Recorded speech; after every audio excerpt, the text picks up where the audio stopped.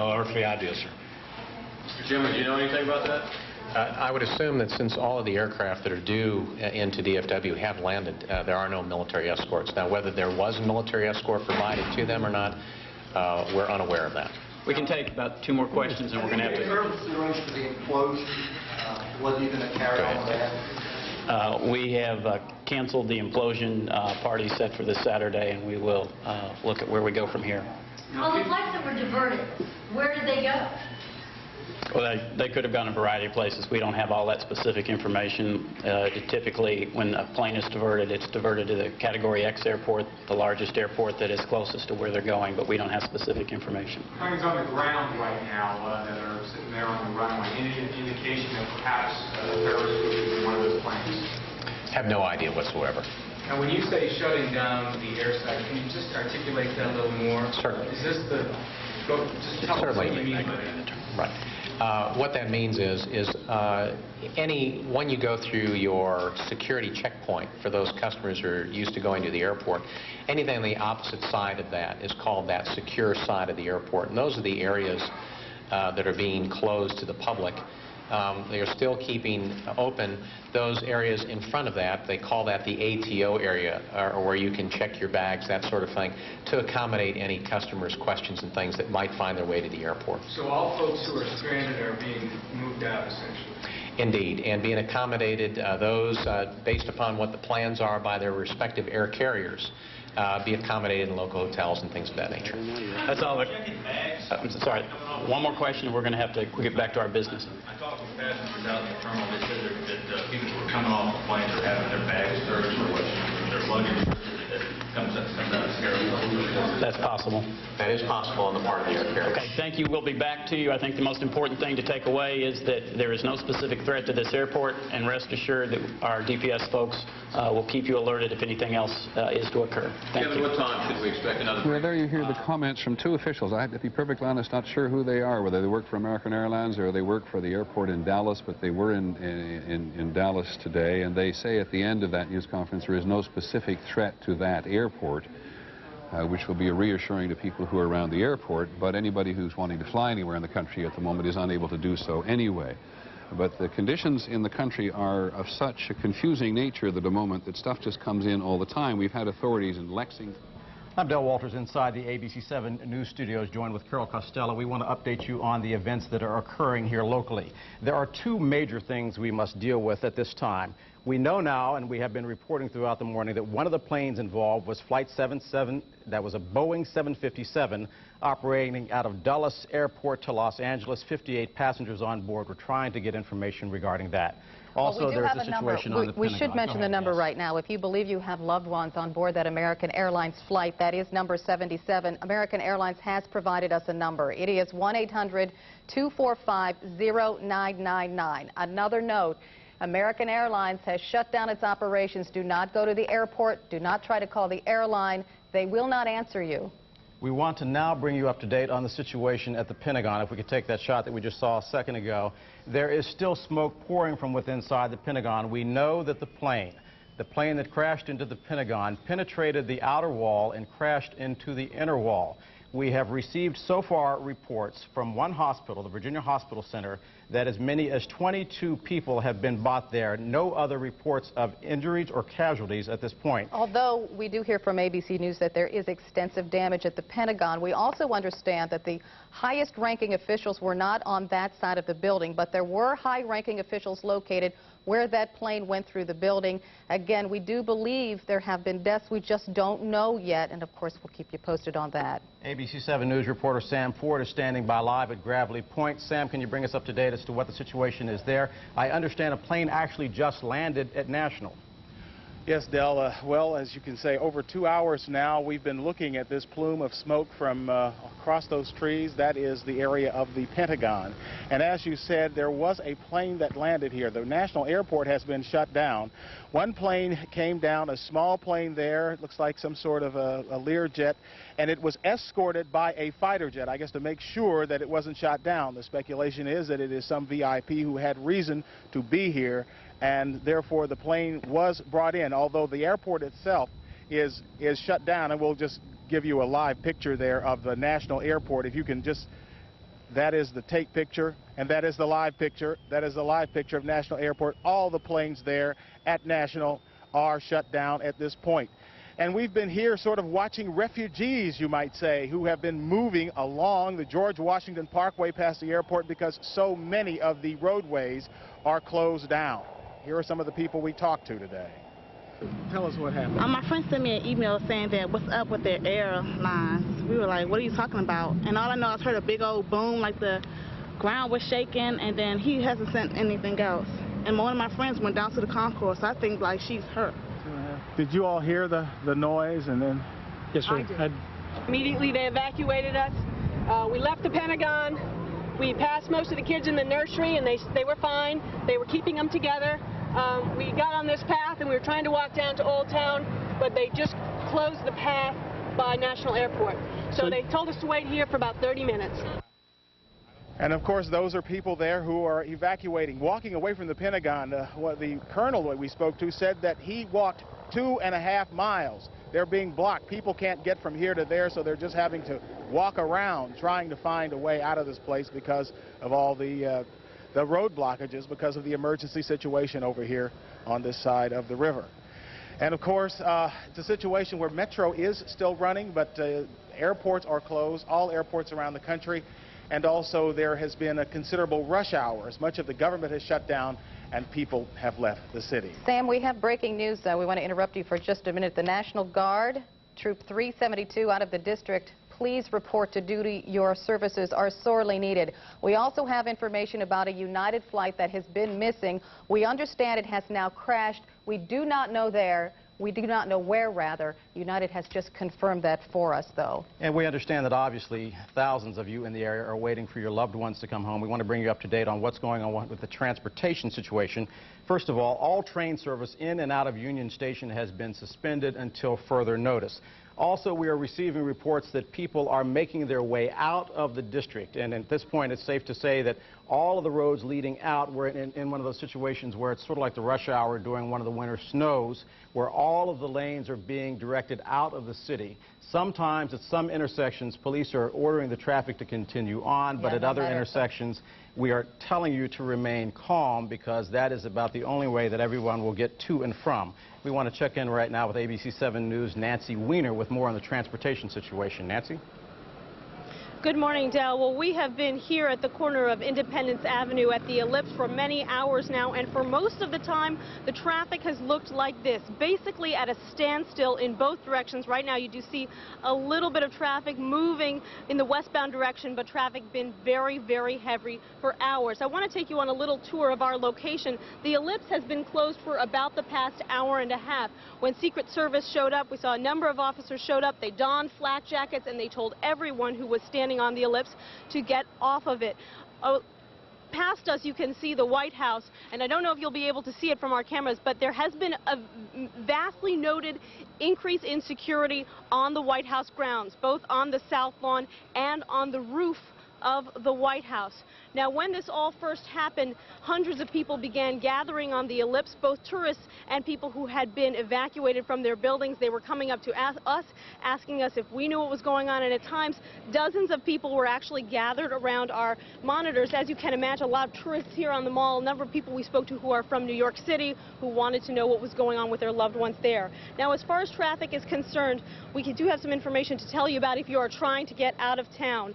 Right now, the 14th Street Bridge is closed, and afternoon traffic patterns have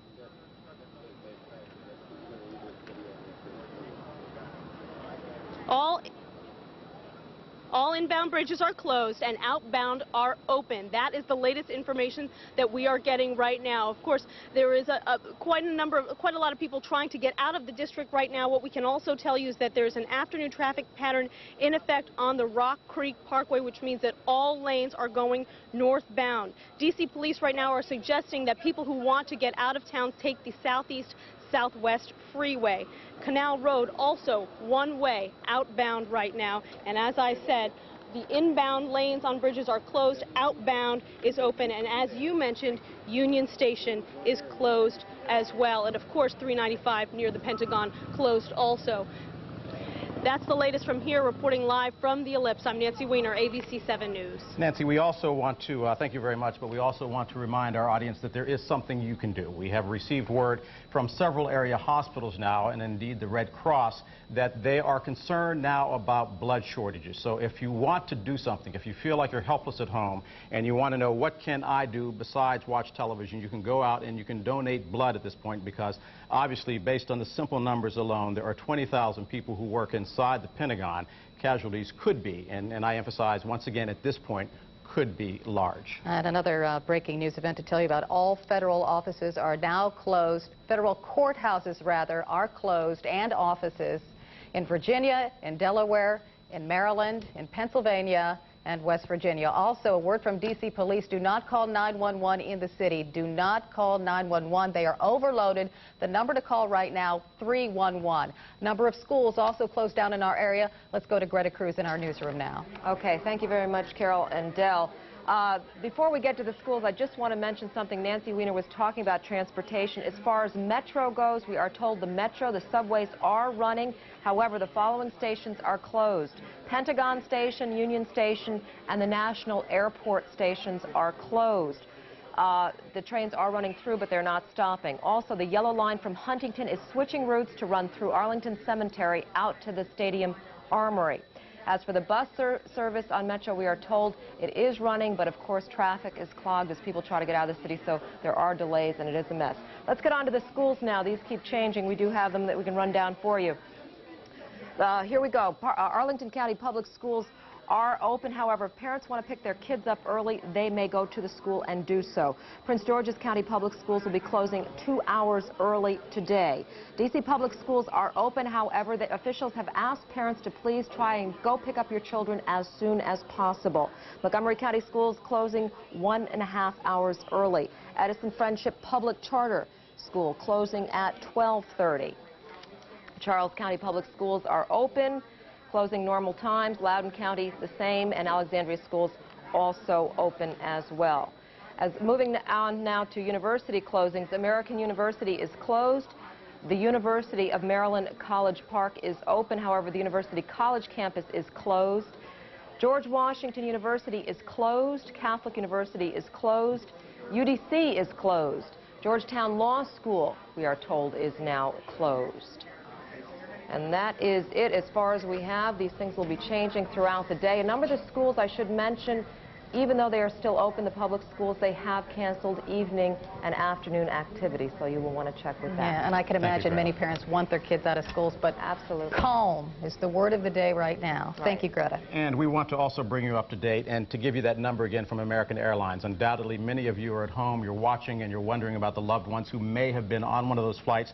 This is the information number that American Airlines has given out. It is 1-800-245-0999. We know of 4 planes that appear to have been involved at this point in this terrorist attack.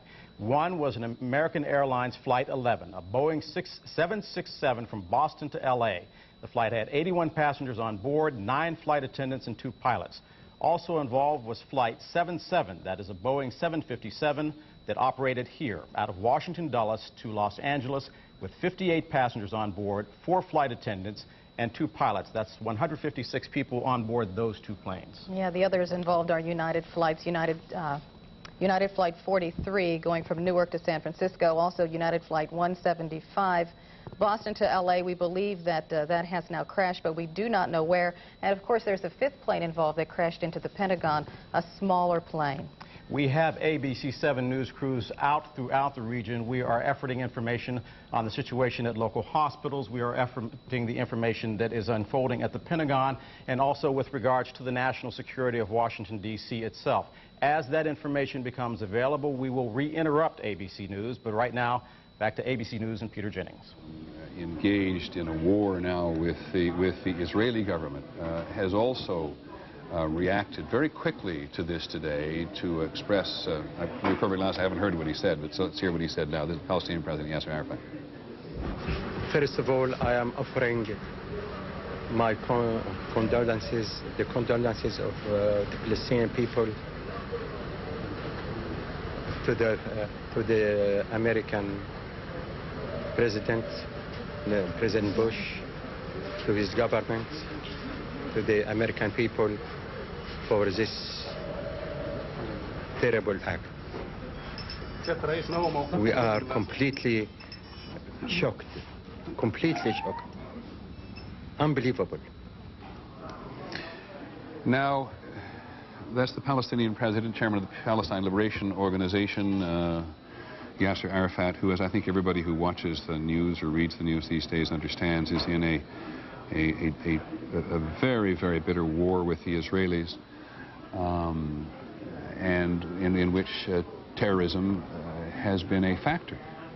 Palestinians see what the Israelis do to them as terrorism, and certainly the Israelis and much of the world see the Palestinian and other suicide bombers who've attacked inside Israel to be terrorism of the most gruesome order, no question about that. And so we should not be surprised, as on previous circumstances, to see Chairman Arafat expressing his condolences, but other Palestinians who believe the United States is responsible for what Israel is doing to the Palestinians, or at least complicit and is certainly supplying the Israelis arms, will be happy to see this attack on the United States today. So take a look at a scene from Jerusalem not too long ago, in which there is some celebration that the powerful United States has been harmed, has been seen to be vulnerable, has been hurt, I suppose, in the broadest sense of the word. And the people who go off to do this sort of thing, both in the Middle East now, you must remember that a vast majority of the population of the Middle East now, in all countries, is under 21, much of it under 15, certainly under 17, and the kind of tensity and intention, if one presumes this terrorism, one shouldn't, this terrorism has had its genesis or had its roots somewhere in the Middle East, or at least in people who are opposed, are just brimming with anger at the United States. And we are now becoming more experienced with the notion that there are young men, for the most part, who are prepared to blow themselves up along with everybody else in terms, if they can be a service to the cause. And they believe, as do some people believe about Islam, that they will, by sacrificing themselves, go on to another place. It's an unfair comment on Islam in some respects, but it is certainly a motivating factor. The hatred of the United States, and the hatred of the United States is a patron of Israel. Whether you're from Afghanistan, or whether you're from Iran, Iraq, or inside the Palestinian territories, is so intense at some levels, and has become more intense in recent months, that a great many people will not be surprised at this attack today, though, like everybody else, will be amazed at the magnitude and success of it. John McWethy at the Pentagon. John. Peter, we are standing outside the Pentagon at this point. It has been already a long morning for rescue workers and police here. One eyewitness I talked to, who was on this busy highway outside the Pentagon this morning, said he saw an airplane coming directly over his head. It was an American Airlines plane. He could see the number on the plane. He could almost see the passengers inside as it went along the highway, started clipping off the high wires and the different light poles along the highway, and slammed directly into the side of the Pentagon. As we said earlier, Peter, the aircraft penetrated deep inside the Pentagon.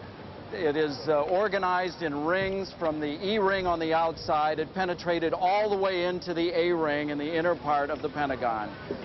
After it burned for a number of minutes, a part of the building collapsed. By the time rescue workers could get in there, the destruction was just terrific. So, John, do you have any sense of the casualties? We don't have any sense, Peter, except the size of the medical operation that has been set up here is enormous. They are anticipating the casualties. Certainly the injured will be in the hundreds.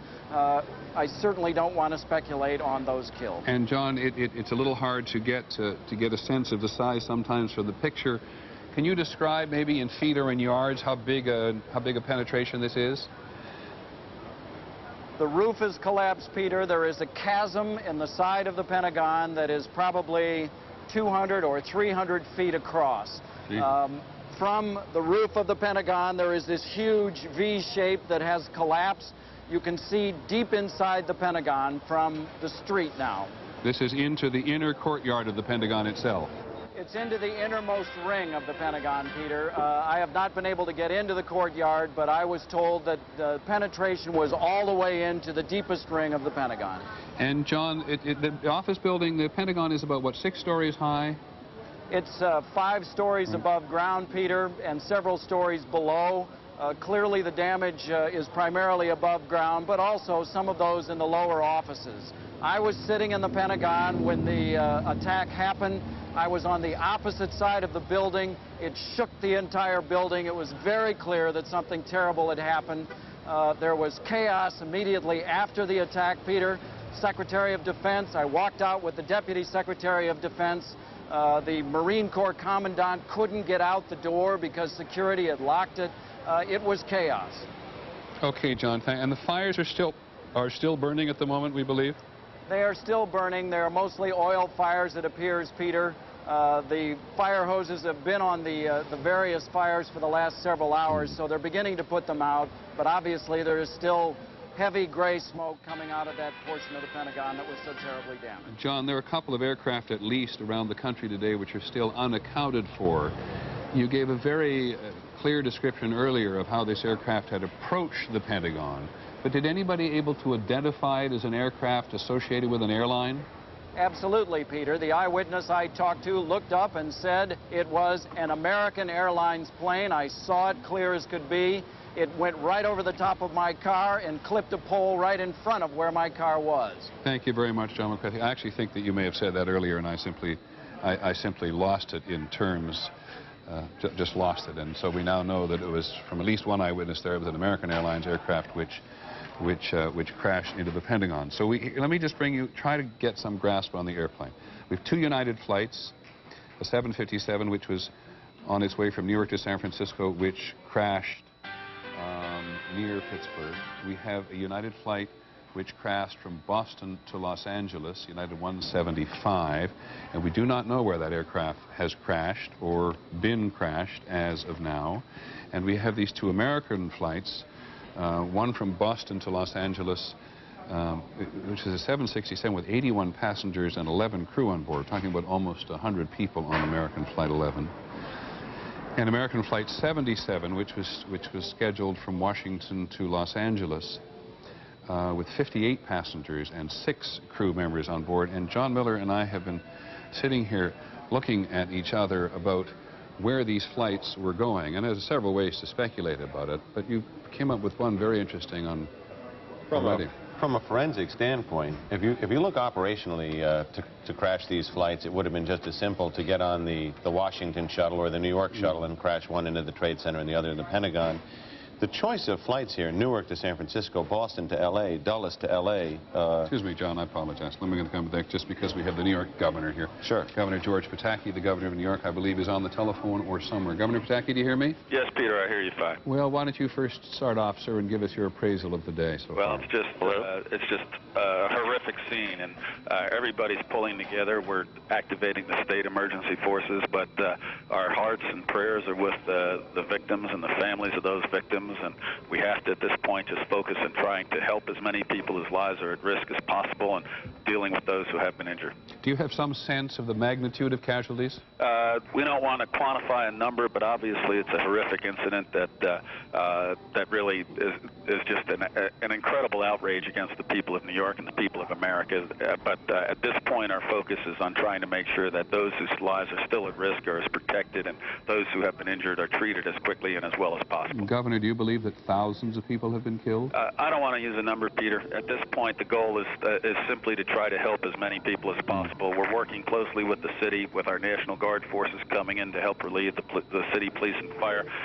Obviously, it's a situation that just cries out for people to be horrified, but what we have to do at this point is focus on helping those who are at risk, helping those who have been injured, making sure there's an orderly removal from lower Manhattan, and that is our focus at this point. Governor, are you in a position to go to the scene? Are you in a position to go to lower Manhattan? Do you think you should? Would you like to?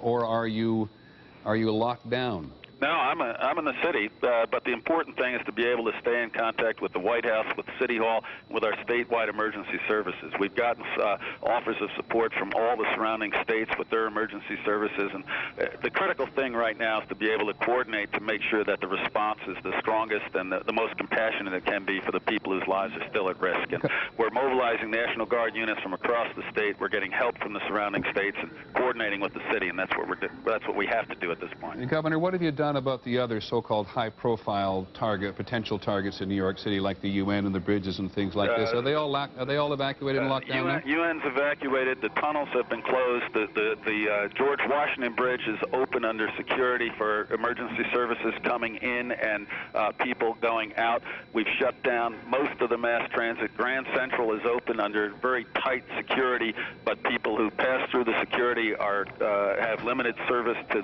the northern suburbs, and we're doing the same thing on Long Island. But the important thing now is to provide as much help as quickly and as effectively to those whose lives are at risk or those who've been injured, and we're working with the city and federal officials to make sure that happens. Do you believe that New York City is now under control?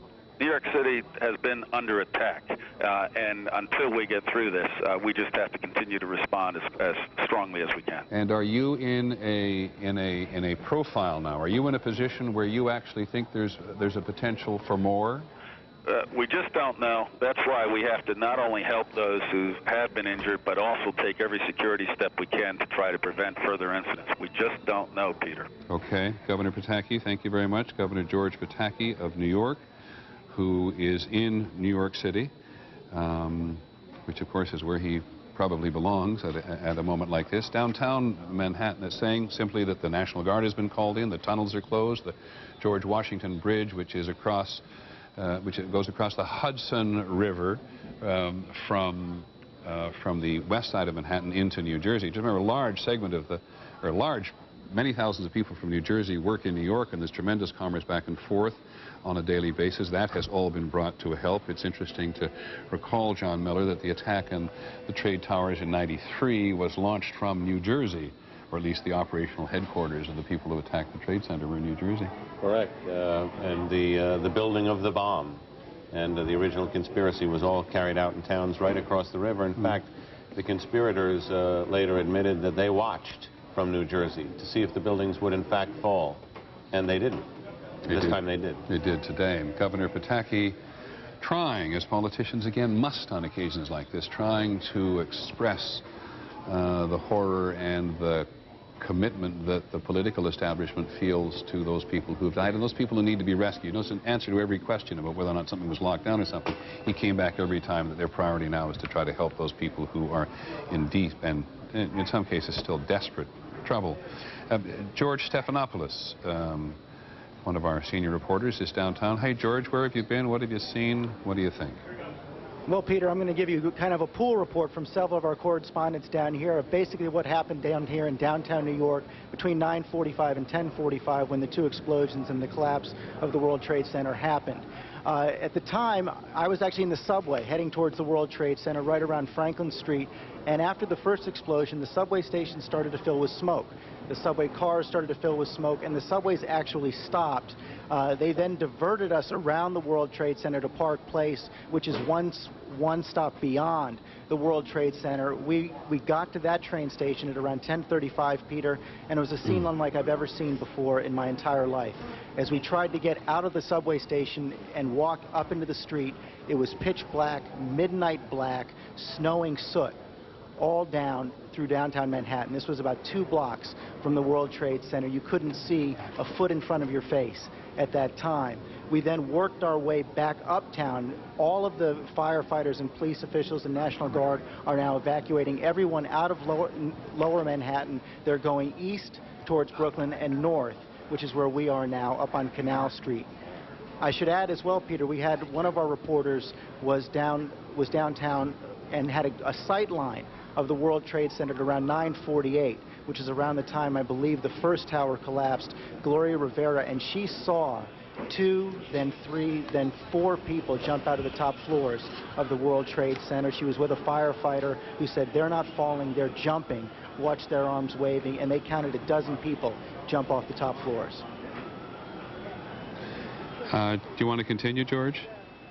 Well, right now, as I said, they are evacuating everyone else out. But just to give you another sense, Peter, all over Lower Manhattan, the sidewalks, the streets are covered with about a quarter to half inch of dust, of soot, as if it were Pompeii. Most people are pretty calm right now. They're evacuating slowly as the firefighters come in. But it really was one of the most frightening, horrific scenes I've ever seen in my life. Thanks, George, very much. Come back anytime with a report. As you were concluding there, watching these guys go up that escalator, and if it's in the World Trade Center, we know that their cameraman got out, but we don't know about anybody else because, you know, within an hour and something of the time these two attacks had occurred, these two buildings had completely disappeared, and you begin increasingly to see more dramatic footage. George Stephanopoulos made a reference to Pompeii near Naples on the west coast of Italy, which was, you know, buried by a volcano, and you get exactly that same sense of freezing stuff in soot and dirt, as might have occurred by a volcano. Jim Kallstrom, with whom we're long familiar, former official of the FBI in the New York office, is on the air, very deeply involved in the flight TWA 800 investigation. Jim, can you hear me? Yes, I can. What do you think? Peter? I'm listening, Jim. I Yes. just say, what do you think? I mean, just start and I'll... Well, my first thought is with the tremendous casualties, and the death toll is just overwhelming. It's a day that 50 years from now, our children, if we're still teaching history, will be taught about when we went to war on American soil with terrorism. Jim, if you had a chance to talk to your more active colleagues in the FBI at the moment about what they're doing at the moment, whether they're able to, I mean, it seems the hardest thing at the moment is to make an appraisal of all this. It just happened, and it's just, in some respects, it's happened and it's happening, right? Peter, you're right. I mean, it happened. It's shocking, but in some ways it isn't shocking. I mean, we've had, you know, the hatred of America played out at the Trade Center in '93. They tried to take the Trade Center down. We've had the hatred played out in the USS Cole, the bombings of our embassies in Africa, the bombings of the barracks in Saudi Arabia. So now it's being played out big time here in the United States. Jim, what is the principal goal of the FBI at a moment like this, when all of the emergency services are brought to bear in all of these locations? What's the FBI actually doing at the moment? I think the first concern of the FBI right now, right this second, is there going to be something else happening in the next 5 minutes, 30 minutes, hour, 12 hours? Simultaneous with that, who did it? Where are they? What do we know? What's the intelligence base? Tell us. Why didn't we see this coming? Where do we go from here? What kind of articulate, defined information can we give the National Command Authority so that we can bring the necessary massive retaliation necessary without a lot of collateral damage? Well, Jim, thank you very much for checking in with us, and please do at any time if you have views. That photo, as Jim was talking, Jim Kallstrom, the former director of the FBI here, and a major force in the investigation of TWA 800, which blew up off the south coast of Long Island. And the principal operator in the first World Trade Center bombing. Key investigation. Right. But it's interesting, forgive me, no offense intended him, he doesn't have much to say either today, because in some respects there isn't much to say except the horror of it. But as we were looking at just a moment ago, listening to George Stephanopoulos talking to our reporters who witnessed the horrifying jump of some people from the top of the trade towers, you just saw a hint just ahead of this little piece of video here before, you saw a hint of what people were enduring at the top of the trade towers before they collapsed as a result of the intensity of the fire. And we've seen it before in other places around the world. Fire starts in a place, people often, ironically, not that it would have made any difference today, do the wrong thing, they get trapped in an open window by fire coming into their room, and finally they just jump, simply because if they don't jump, they're probably going to be burned alive. But as we have heard from, it's interesting that Governor Pataki is so nervous, and I don't blame him for a second, wanting to stay away from the magnitude of the casualties here today. But as John McKenzie reported from the fire department downtown, we got 200 fire department officials, 200 firefighters missing. I don't know whether or not this is a firefighter who's been brought, but you see in every case people getting oxygen because it isn't if it isn't collapse that kills in some cases like this, it is the deadly smoke. Anybody who's been involved in a fire knows the deadly smoke which suffocates people in a circumstance like this. But we're only getting touches, and it doesn't even have the chaos associated with it in many cases. We're just getting touches now of what has happened in these variety of places. The Pentagon are being kept, quite logically, I think, back at some distance. And in downtown, what's happened is that camera crews were downtown. I fear, to be perfectly honest, for some of the camera crews who work nothing braver than a cameraman either, who goes right in when something has happened and may indeed have been at some of those places. And it certainly takes time for video to get back from a location like this so that we get a widening appreciation of what has happened. But as I said, it's very hard to try to get some grasp now on the number of casualties. So we can do, in some cases, not more than just tell you how this is in terms of the whole country. The North American Air Defense Command, NORAD, is on the highest state of alert. And you had made references earlier in the morning how the United States and Canada have cooperated in trying to keep the airports locked down, lest there was another aircraft on the air. But John, talk to me about this for a second, and then we'll come to this business about fuel. Sure. You know, the North American Air Defense Command was a great factor in our lives in the 1960s. In the Cold War, yes. Exactly. And during the Cold War, it's up along the Northwest Territories and some of the independent areas of the North. Nobody thinks about it anymore, and here it is on a state of alert today. No, but you factor that in, and evincing so many images that Americans are uncomfortable with. The idea that there's a no-fly zone in New York City, in Manhattan, being patrolled by F-16s with instructions to shoot down any errant aircraft, that the same is true in Washington, D.C., our nation's capital, that military people and doctors and military vehicles are coming to aid, that the National Guard is on alert. You know, the kind of images that used to only exist in the fantasies of 7 days in May, where, you know, the Army would take to the streets, which has not happened yet. They've offered assistance and military logistical assistance. But that kind of thing that Americans are so uncomfortable with unfolding here. And I realize, by the way, just as you mentioned it, something else is very important at the moment. And again, I don't mean to say this in melodramatic terms. Where is the President of the United States? The President of the United States led, I know we don't know where he is, but pretty soon the country needs to know where he is. And it seems to, I think, for me anyway, I apologize, the President needs to talk to us. He left Florida a couple of hours ago. Our people in Washington are clearly listening and checking this as best they can. But one of the important factors at the moment is that the political leadership in the country be present, as Governor Pataki was. Mayor Giuliani of New York made an appearance on the street and was caught unawares like everybody else, but Governor Pataki came out and basically told the citizenry of New York in a variety of different ways, I assume, just exactly what they're trying to do. Now, here's a bulletin about the President's whereabouts. The President is about to make a statement at Barksdale Air Force Base shortly. Barksdale Air Force Base is in Louisiana. So if this is accurate, and we'll check with Claire Shipman and our other reporters at the White House, and John Cochran, if he can, in Florida at the moment, who's with the President today. The President's not coming back to Washington at the moment. We'll leave that for just a second. We'll talk a little more about this business of the aircraft and the fuel. We're trying to figure out why would a plane going from New York to San Francisco, Boston, Los Angeles be involved in this? It could have been any plane, though, right? It could have been, but when you consider the advantage to a terrorist, here you have a transnational flight. It's going to be a larger aircraft in each case. But, and this is the key, because we had speculated earlier, was there some additional explosives laden in these planes to cause these incredibly large explosions? It appears who's ever planned this has picked cross-country flights that would have the maximum amount of fuel you could carry on a domestic flight. Flights going from one end of the country to the other.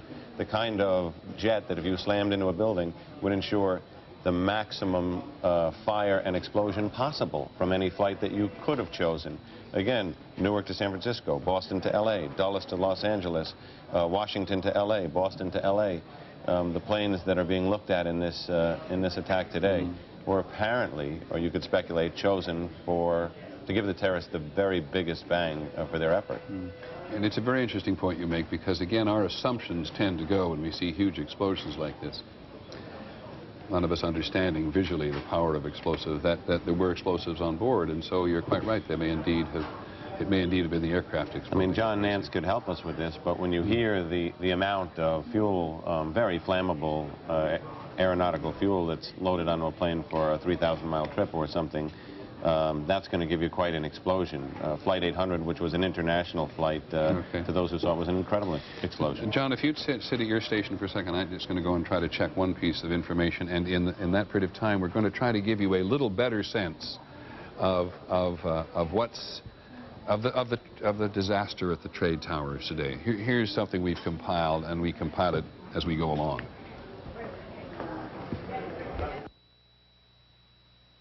I was standing next to One World Trade Center, and then all of a sudden I heard rumbling, and we all started running away from it. The glass like blew out and threw me onto the sidewalk, and I couldn't see for like 20 seconds. And then I started seeing vaguely the street, and I just started walking, and my eyesight came back. I see you're bloody. You have dust all over you. Yeah, it was bad. It was like a dust storm or something. Like I couldn't see anything. How badly are you hurt? I have no idea. As soon as she got hit, I was thrown to a window. So I was very lucky to get out. There's a lot of people that didn't get out. There's a lot of people coming down the stairs, burnt up. It's bad. We just come out of Tower 1. We're walking towards Broadway.